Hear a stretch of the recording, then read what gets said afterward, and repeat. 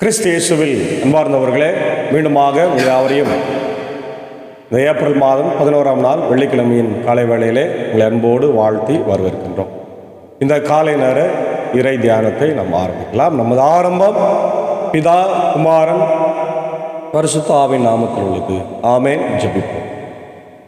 இரக்கத்தில் ஐஸ்வர்யமுள்ள எங்கள் நல்ல கடவுளே, எங்கள் ராஜாதி ராஜாவே, கர்த்தாதி கர்த்தாவே, இதோ இந்த ஆசீர்வதிக்கப்பட்ட மனமகிழ்வான ஆண்டவரே, ஏப்ரல் மாதம் 11ஆம் நாளாக இந்த வெள்ளிக்கிழமையின் காலை வேலைக்காக நின்று செலுத்துகிற ராஜா, கடந்து போன இரவு முழுவதும் கிருபையை எங்களை காத்து இந்த வெயிலின் உஷ்ணத்திலிருந்து எங்களை வழி நடத்தி வருகிறேன்.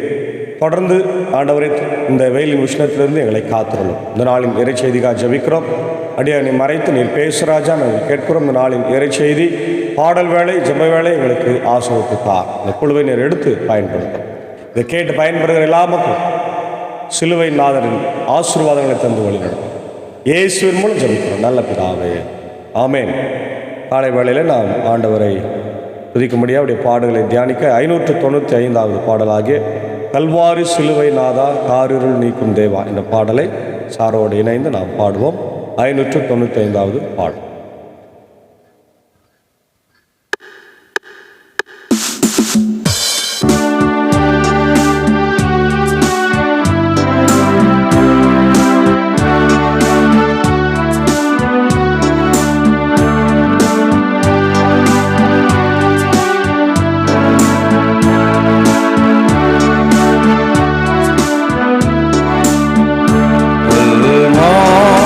சிலுவை நாதா காரிருள் நீக்கும் தேவா, கல்வாரி சிலுவை நாதா காரிருள் நீக்கும் தேவா, பல்வினை பல நாம் பாவம், பல்வினை பல நாம் பாவம், புரிந்தவர் எம்மை கண்பாரும், புரிந்தவர் எம்மை கண்பாரும், கல்வாரி சிலுவை நாதா காரிருள் நீக்கும் தேவா.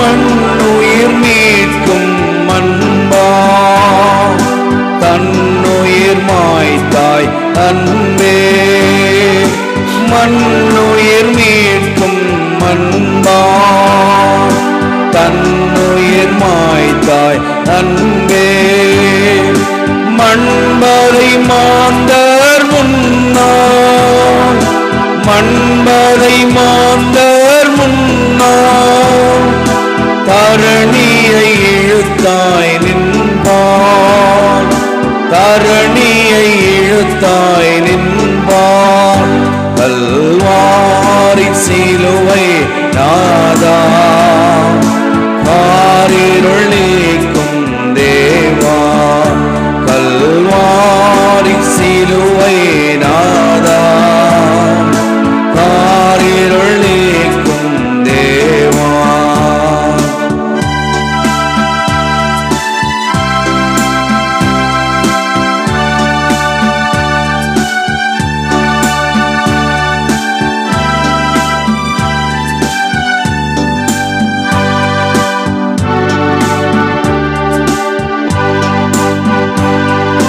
தூயவன் நின்னை கண்டோ, தீயுள்ளம் தெளிந்தே நீப்பா, தூயவன் நின்னை கண்டோ, தீயுள்ளம் தெளிந்தே நீர்ப்பான், சேயுள்ளம் தந்தாய் அருளாம், சேயுள்ளம் தந்தாய் அருளாம், வாயுள்ளம் தந்தேன் புகழாம், வாயுள்ளம் தந்தேன் புகழாம், கல்வாரி சிலுவை நாதா காரிருள் நீக்கும் தேவா, கல்வாரி சிலுவை நாதா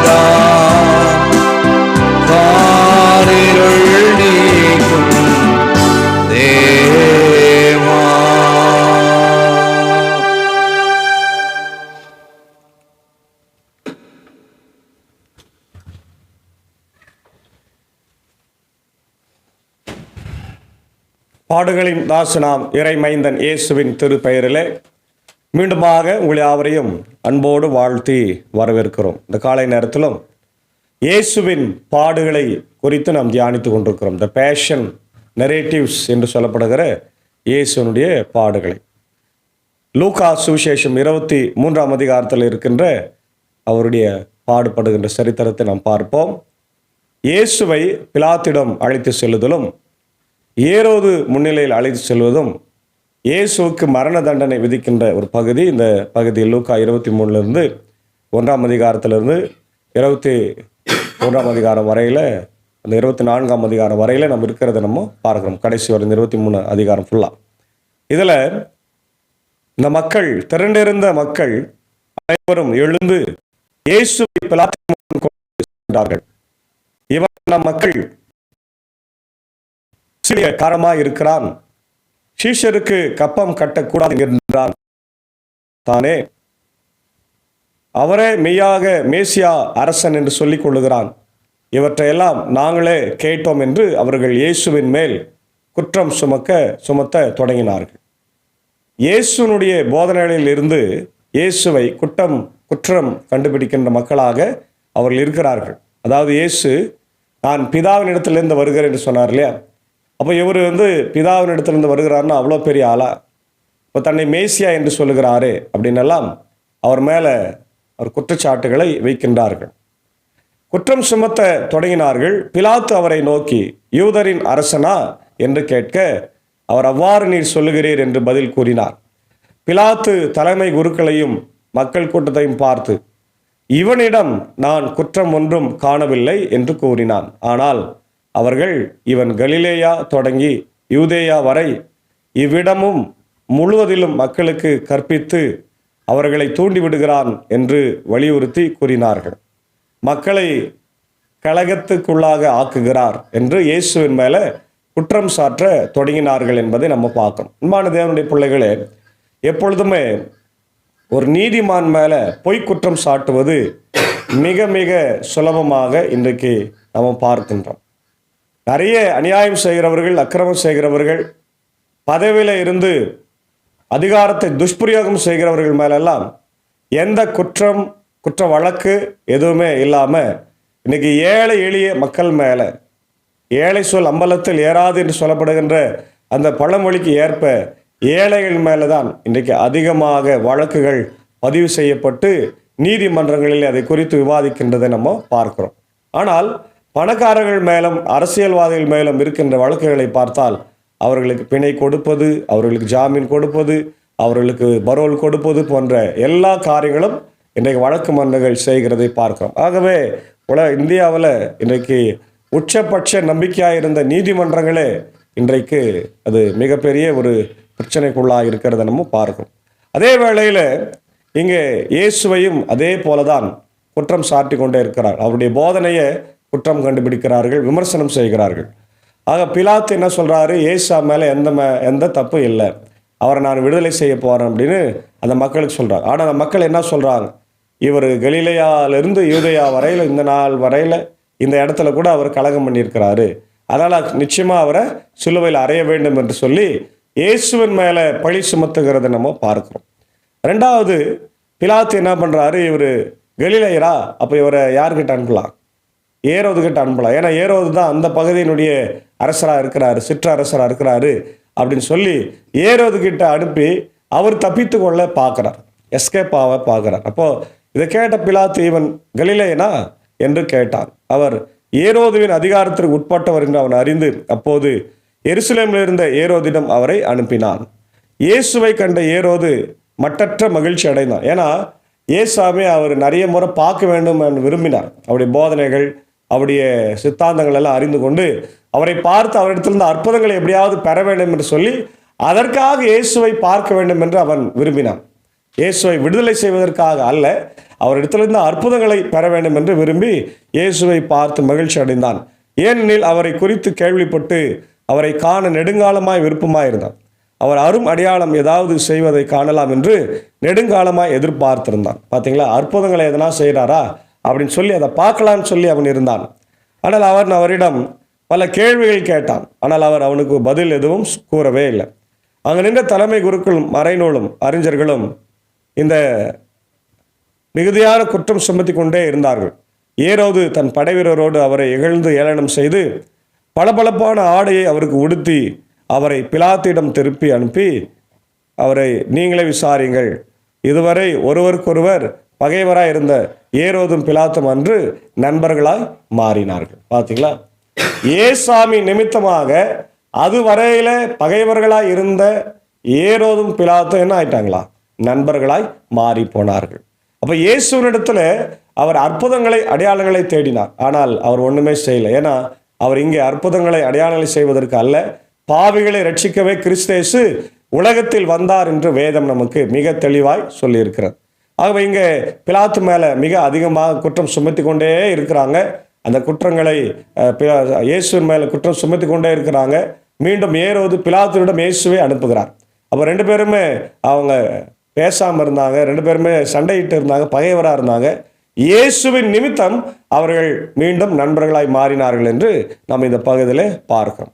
அதுக்கப்புறம் பிலாத்தினுடைய அரண்மனையில் அவருக்கு மரண தண்டனை கொடுக்கிறது நம்ம பார்க்குறோம். இயேசுவுக்கு மரண தண்டனை விதிக்கின்றது.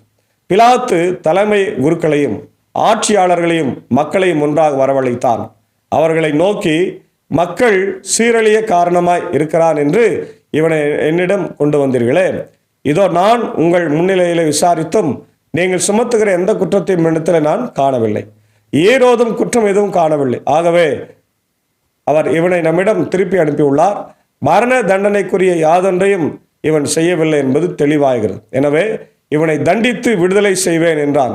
விழாவின் போது அவர்களுக்கென ஒரு கைதியை விடுவிக்க வேண்டிய கட்டாயம் அவருக்கு இருந்தது. அதாவது பாஸ்கா பண்டிகை அப்போ எப்பவுமே ஒரு கைதியை அவங்க விடுதலை செய்வாங்க. இப்போ எப்படி நம்ம இந்தியாவில் காந்தி ஜெயந்தி மற்ற எல்லா பண்டிகை நேரத்தில் மக்களை யாருன்னா விடுதலை செய்வேன் நன்னடத்தின் மூலமாக, அதுபோல இங்கே இயேசுவை தண்டித்து விடுதலை செய்து விடலாம் என்று அவன் எண்ணி இருந்தான். ஆனால் இவர்களும் என்ன பண்ணாங்க, அன்னைக்கு இருந்த மக்கள் இயேசுவை ஒழிக என்று சொன்னார்.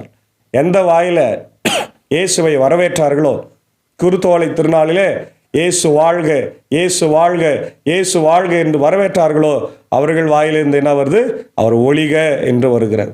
பரபாசை எங்களுக்கு விடுதலை செய்யும் என்று கத்தினார்கள். பரபா நகரில் நடந்த ஒரு கலகத்தில் ஈடுபட்டு கொலை செய்வதற்காக சிறையில் இடப்பட்டவன்.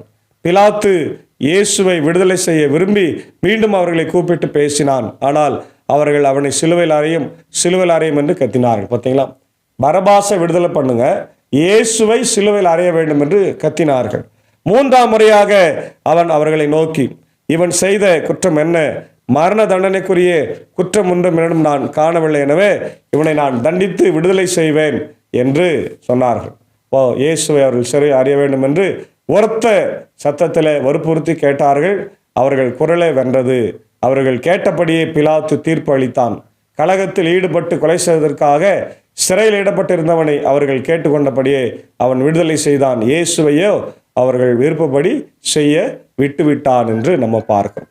அன்பான தேவனுடைய பிள்ளைகளே, இந்த காலை நேரத்தில் என்னை கேட்டுக்கொண்டிருக்கிற மக்களே, இயேசுனுடைய பாடுபட்ட சரித்திரத்தை நம்ம பார்க்கும்போது அவருடைய பாடுகள் துன்பங்கள் எல்லாம் நமக்காக, அவர் குற்றமில்லாமல் பாடுபட்டார் என்பதை மீண்டும் மீண்டும் வேதம் நமக்கு தெளிவுபடுத்துகிறது.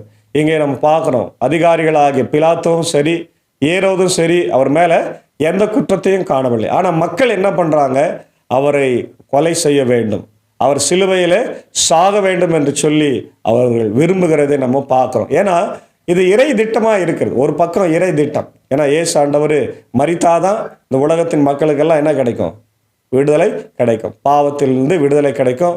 அவங்க ஆண்டவருடைய பிள்ளைகளாக மாற்றப்படுவார்கள், பரலோகத்தின் பிரஜைகளாய் மாற்றப்படுவார்கள் என்ற மிகப்பெரிய சிந்தனையை அவர்கள் அந்த நேரத்தில் பெற்றிருக்கிறத நம்ம பார்க்க முடிகிறது. ஆகவே தேவனுடைய பிள்ளைகளை இந்த காலை நேரத்தில் நாம் இயேசு ஆண்டவருடைய இந்த பாடுபட்ட சரித்திரத்தை பார்க்கும்போது நம்முடைய வாழ்க்கையில் இவையெல்லாம் எனக்காக இயேசு ஆண்டவர் பட்ட பாடுகள், இயேசு ஆண்டவர் ஏற்றுக்கொண்ட துன்பங்கள் துயரங்கள் எல்லாமே எனக்காக என்பதை நாம் எப்பொழுது உணரப்போகிறோம்.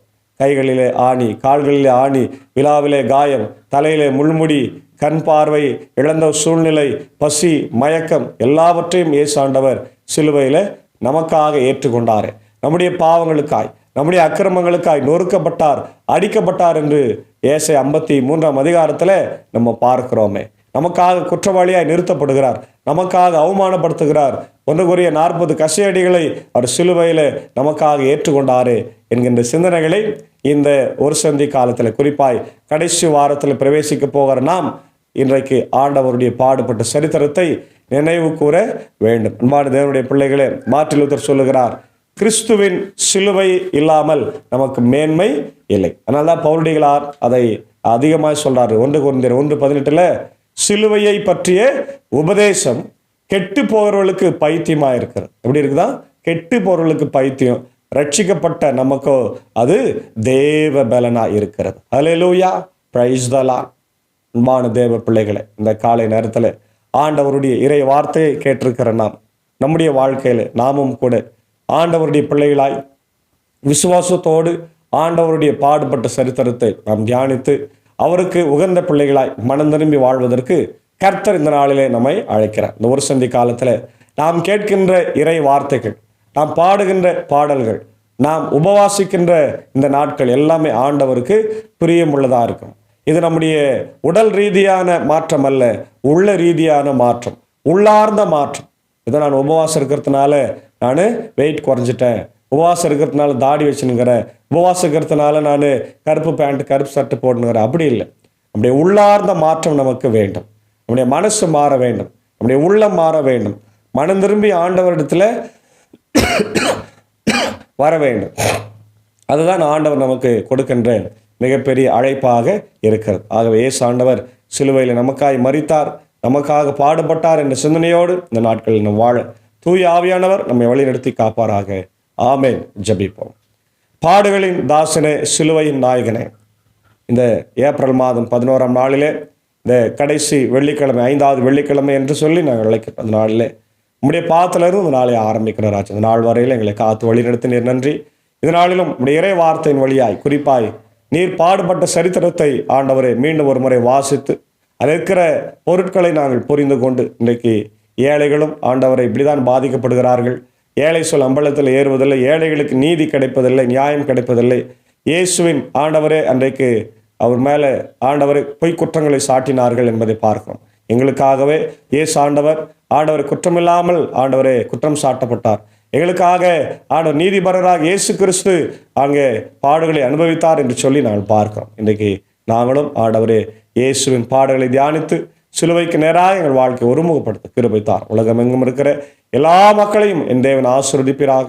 America, UK, Australia, New Zealand, Philippines, gulf கண்ட்ரியில் இருக்கிற மக்கள், 3 ஆண்டவரை கண்டங்களில் இருக்கிற மக்களுக்காகவும், ஆண்டவரே இதோ இந்தியாவில் இருக்கிற மக்களுக்காகவும், ஆண்டவரே இதோ விசேஷமாக இந்தியாவுடைய ஆண்டவர் எல்லா தலைமை பொறுப்பில் இருக்கிற மக்கள், ஆண்டவர் ஜனாதிபதி, பிரதமர், எங்களுடைய முதலமைச்சர், கவர்னர், தமிழ்நாட்டில் உள்ள எல்லா ஆண்டவரை மக்களுக்காக, ஆண்டவர் எல்லா மாநிலத்துக்காக, இந்தியாவுடைய எல்லா மாநிலத்துக்காக, அடியார்கள் சார்ந்திருக்கிற இந்திய சுவிசேஷ லுத்திரன் திருச்சபை, 3 சபை சங்கங்கள், போதர்கள், ஊழியங்கள், ஸ்தாபனங்கள், பள்ளிக்கூடங்கள், பெதஸ்தா மருத்துவமனைக்காக ஜெபிக்கின்றோம். கர்த்தர் ஒவ்வொருவரையும் ஆசீர்வதிப்பீராக.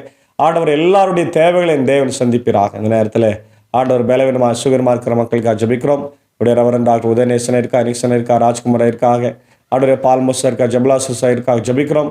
மனஜாமா, ஆலன் ரஃபியா, சாமுவேல் வர்மனுக்காக ஜெபிக்கிறோம். மேலுமலை ஆண்டவர்களுக்காக எல்லாருக்காக ஜெபிக்கிறோம். குறிப்பாக பாப்பனப்பள்ளி ஆண்டவர் திருச்சபையில் இதோ அமுதா அம்மாவுக்காகவும், ஆண்டவர் இமலா அம்மாவுக்காகவும், மலர்வேணி அவர்களுக்காக நான் ஜெபிக்கிறோம். சுத்தமானால் ஆண்டவர் மலர்வேணி அவர்களுக்கு இன்னும் ஆண்டவரே அவர்கள் கண்ணை திறந்து பார்க்கவில்லை, கண்ணோக்கி பாருங்க, கண்களை திறந்து ஆண்டவரே மீண்டுமாக தன் வாழ்க்கையை பெற்றுக்கொள்ள கர்த்தர் கிருபை தர வேண்டும் என்று ஜெபிக்கிறோம். இந்த நேரத்தில் கூட பாப்பனப்பள்ளி கிராமத்தில் ஏற்பட்டிருக்கிற அந்த ஆண்டவரை மரண துக்கத்திற்காக ஜெபிக்கிறோம். கர்த்தாவே இதோ தயா மேரி என்கின்ற மூத்த விசுவாசி, சபையினுடைய மாதர் சங்க பொருளாளராக இருந்தவர், நேற்று தினத்தில் உடல் நலிவு ஏற்பட்டு ஆண்டவரை மறித்திருக்கிறார். அவர்கள் கண்ணோக்கி பாரும்.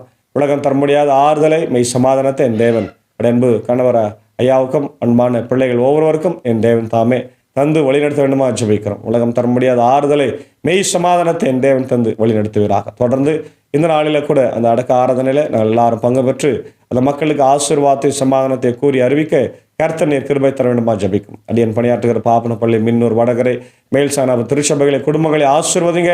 இந்த வருஷந்தி காலத்தின் ஆசீர்வாதங்களை ஆண்டவர் எதிர்நோக்கி இருக்கிற எல்லா ஆசீர்வாதங்களை தந்து வழி நடத்தும். இந்த ஊழியத்தில் எங்களோடு இருக்கிற அவருடைய அன்பர் சாருக்காக, ஏஜ் அக்காவுக்காக, அன்பான பிள்ளைகள் மார்த்தால் மரியாளுக்காக ஜபிக்கிறோம். குறிப்பாக ஆண்டவரே மரியாளுக்காக ஜபிக்கிறோம். ஆண்டவரே பலவீனமாக இருக்கிறாள், இதோ காது வலி, இன்னுமாக இன்ஃபெக்ஷன்ஸ் காரணமாக ஜுரங்கள் ஆண்டவர் வந்திருக்கிறது, கண் நோக்கி பாரும். மகளுக்கு பரிபூர்ண சுகத்தை தார். தேர்வு எழுதி கொண்டிருக்கிறார்கள், தேர்வு பாதிக்கப்படாதவன்னு காத்திரலாம். மார்த்தாவை ஆசீர்வாதம் வழி நடத்தும். ஆண்டவரை எங்கள் சாக்கு சாருக்காக, பிரீதா டீச்சருக்காக ஜபிக்கிறோம். குடும்பத்தை ஆசீர்வாதம். பரீட்சைக்காக சார் அவர்கள் பள்ளிக்கு போகும்போது வரும்போதும் கிருபை தரும். அடியனையும் குடும்பத்தாரை எடுத்து நீர் பயன்படுத்தும் ஆசீர்வாதம். பிள்ளைகளும் தேர்வு எழுதுகிறார்கள், மேலன் தன் மேவிசுக்கும் ஞானத்தை தந்து அவர்களையும் பலப்படுத்த வேண்டும் என்று ஜெபிக்கிறோம். தொடர்ந்து தேர்வு எழுதி கொண்டிருக்கிற எல்லா பிள்ளைகளையும் ஆசீர்வாதங்க, வழி நடத்துங்க. இந்த வெயிலின் உஷ்ணத்திலிருந்து ஆண்டவரே எங்களை காத்தரல வேண்டும் என்று ஜெபிக்கிறோம். இந்த நாளின் எல்லா பணிகளையும் பயணங்களையும் கர்த்தர் எங்களுக்கு ஆசீர்வாதத்தை தந்து வழி நடத்தும். இறை மைந்தன் இயேசுவின் மூலம் ஜெபிக்கிறோம். ஜெபம் கேளும் நல்ல பிதாவே, ஆமென். ஆண்டவராக இயேசு கிறிஸ்துவின் கிருபை, பிதாவாக தேவனுடைய அன்பு, பரிசுத்த ஆவியானவர் இந்த நாளிலே நம்ம நேரோடு கொண்டிருப்பதாக. ஆமென். God bless you.